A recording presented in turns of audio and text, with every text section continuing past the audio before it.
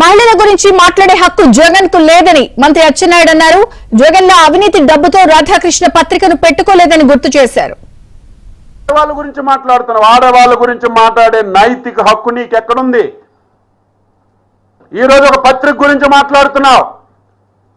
నువ్వు పత్రిక అధిపతే, నీ మిస్సెస్ కూడా. ప్రజాస్వామ్యంలో పత్రికలకు స్వేచ్ఛ ఉంది. నీలాగా అక్రమ డబ్బుతో, అవినీతి డబ్బుతో తండ్రి అధికారాన్ని అడ్డం పెట్టుకొని ఈరోజు రాధాకృష్ణ గారు పత్రిక పెట్టలేదు. జర్నలిజంలో పుట్టాడు ఆయన, పాత్రికేయుడిగా పని ప్రారంభించాడు. అంచెలంచెలుగా ఎదిగి ఒక పత్రిక పెట్టుకున్నాడు. ఆయన ఈ రాష్ట్రంలో జరుగుతున్న వాస్తవాలు గట్టిగా ఒక్కానించి ప్రజలకు చైతన్యపరచాలని చెప్పాడు. నీకు నచ్చలేదు, ఆ మాటలు నీకు నచ్చకపోవచ్చు, నేను దాన్ని ఏకీభవించను.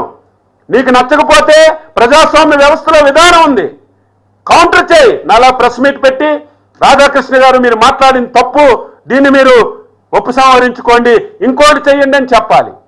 ఒకవేళ ఆయన సమాధానం చెప్పకపోతే న్యాయస్థానానికి వెళ్ళాలి. ఏం నువ్వెవరం వదిలేవు? నీ టీవీలో అమరావతి మహిళలకి వ్యభిచారులతో పోల్చలేదా? సాక్షాత్తు మా అధినేత మా తల్లి భువనేశ్వరమ్మకి మా కళ్ళ ముందే శాసనసభలో అవమానపరిస్తే నువ్వు దుర్యోధనులాగా పక్కపక్క నవ్వి ఎంజాయ్ చేయలేదా? ఒక్కరోజు నువ్వు ఖండించావా? నీ పేపర్ ఖండించిందా? ఈరోజు మహిళలకి ఏదో జరిగిపోయిందని ఇష్టానుసారంగా దాడులు చేస్తున్నారు. మాకంటే అవమానం ఎవరికి జరిగింది? మా పార్టీలో ఉన్నటువంటి మహిళలకు కానీ, అమరావతి మహిళలకు కానీ ఈ రాష్ట్రంలో ఎవరిని వదలలేదు.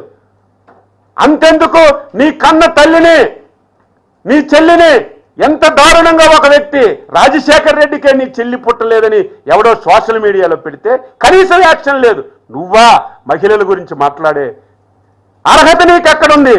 దాని వెనక ఆయన పిచ్చోడు కాబట్టి, రేపు మాకు భవిష్యత్తు ఉండదు కాబట్టి ఆయన చెప్పారని వీళ్ళందరూ అదే దారిలో వెళ్తుంటే నవ్వాలో ఏడాలో ఏమవ్వాలో మాకు అర్థం కానటువంటి పరిస్థితి అని ఈ సందర్భంగా తెలియజేస్తున్నా. నమ్మకం ఉంది. నేను 6 సార్లు రాజకీయాల్లో ఉన్నాను. ఆంధ్రప్రదేశ్ ప్రజలు చాలా తెలివైన వాళ్ళు, ఒక్క అవకాశం అని ఇచ్చారు.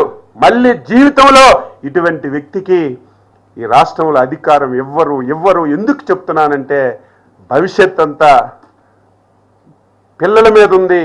ఆంధ్ర రాష్ట్రం మళ్ళీ బాగుపడాలంటే ఇటువంటి వ్యక్తి రాష్ట్రంలో ఉండకూడదు అని చెప్పి ప్రతి ఒక్కరూ స్ట్రాంగ్గా నిర్ణయం తీసుకున్నారు. కాబట్టి నువ్వు ఎన్ని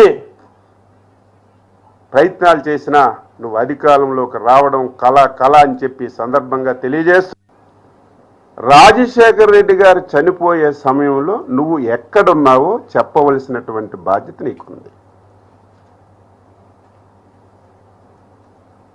ఆ సమయంలో ఇతర రాష్ట్రాల్లో నువ్వు ఉండవలసినటువంటి అవసరం ఏమొచ్చిందని చెప్పి నేను అడుగుతున్నాను.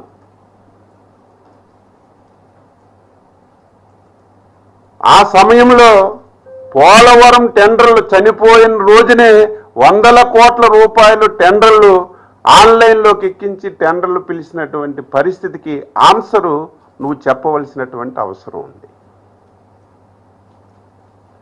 దీనన్నింటికీ మించి అందరం ఆందోళన చెందుతుంటే ఏమయ్యారో ఆచోకీ మనకు తెలియటం లేదని చెప్పి ప్రతి ఒక్కరూ అదే ప్రయత్నంలో ఉంటే నువ్వు చేసిన పనేంటి? అప్పటికే నిర్ధారణ కాలేదు, మిస్ అయ్యారా, చనిపోయారా, ఏం జరిగిందో నిర్ధారణ కాలేదు. అంతకంటే ముందే నువ్వు ముఖ్యమంత్రి పదవి గురించి సంతకాలు సేకరణ చేసిన విషయం కూడా ఈ సందర్భంగా రాష్ట్ర ప్రజానీకానికి